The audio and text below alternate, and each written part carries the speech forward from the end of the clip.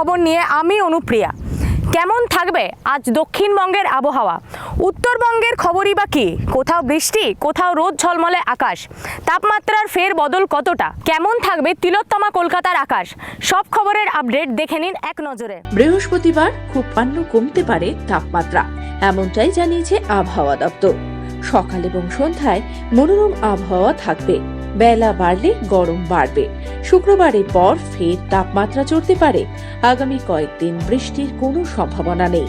উত্তরবঙ্গের দার্জিলিংয়ের পার্বত্য এলাকায় বৃহস্পতি ও শুক্রবার হালকা বৃষ্টির সামান্য সম্ভাবনা।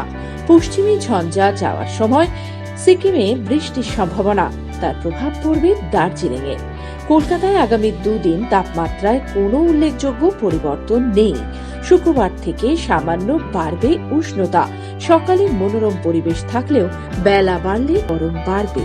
আবহাওয়ার খবর নিয়ে আবার হাজির হব। আজ এ পর্যন্তই।